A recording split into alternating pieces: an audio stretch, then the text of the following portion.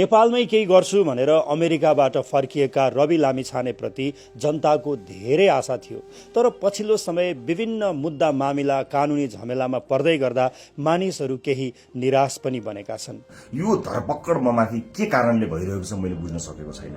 जे होस्, आम नागरिकले सब चिज हेरिरहेका छन् भन्ने मलाई विश्वास छ। न्यायको लडाई म एक थोपा रगत रहुन्जेल लडिरहन्छु। यहाँले साथ दिनुहुनेछ भन्ने विश्वास मैले लिएको छु। रवि लामिछाने सहकारी मुद्दामा फेरि पक्राउ पर्नु भएको छ। खास गरी उच्च अदालतको बुटवल इजलासबाट सुप्रिम बचत तथा ऋण सहकारीको मुद्दामा रवि लामिछानेलाई थुनामा पठाउन आदेश भए लगतै हिजो बेलुका बुढा नीलकण्ठको आफ्नै घरबाट प्रहरीले उहाँलाई नियन्त्रणमा लिएको छ। खास गरी के भएको हो त भन्दा सुप्रिम सहकारीको विषयमा 2 महिना अगाडि नै रवि लामिछानेलाई 1 करोड धरौटीमा रिहा भइसकेको थियो र उहाँ त्यहाँबाट रिहा भएर पार्टी सभापतिमा समेत जिम्मेवारी लिइसक्नु भएको अवस्था थियो।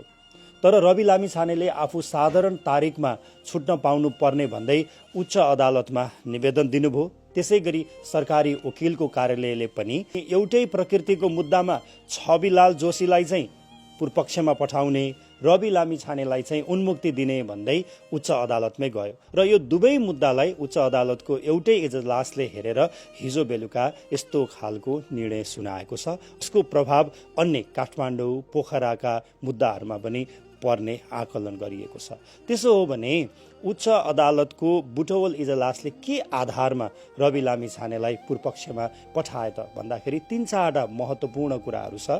जति बेला सुप्रिम बचतबाट गोर्खा मिडियामा ऋण गएको थियो त्यो बेलामा रवि लामिछाने प्रबन्ध निर्देशक हुनुहुन्थ्यो र त्यो बेलामा ऋण गएको छ र प्रबन्ध निर्देशक भएको बेलामा ऋण आएको छैन, मलाई थाहा थिएन भन्ने खालको चाहिँ बयान त्यो आधारहीन छ, पत्याउन सकिएन भनेर इजलासले निक्लियोर गरेको छ।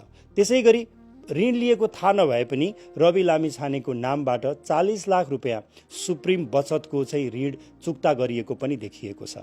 एकातिर ऋण लिएको थाहा नहुने, अर्कोतिर ऋण तिर्ने, यो चाहिँ दोक्ला चरित्र भयो। त्यसैले थाहा छैन भन्नुमा चाहिँ कुनै मनासिब कारण देखिँदैन भनेर इजलासले भनेको छ।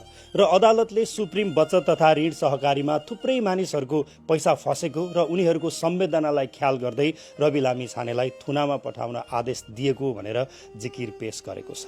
अब रवि लामिछानेको मुद्दा कसरी अगाडि बढ्छ होला? यदि तपाईलाई आईटीमा करियर बनाउन टेक्निकल ट्रेनिङ, मेन्टरशिप र प्रपर गाइडेन्स चाहिएको छ भने टेक स्किल्स आउनुहोस्। टेक स्किल्सले आईटीमा जब पाउनको लागि धेरै स्टुडेन्ट्स र ग्रेजुएट्सलाई मद्दत गरिसकेको छ। अब पालो तपाईको।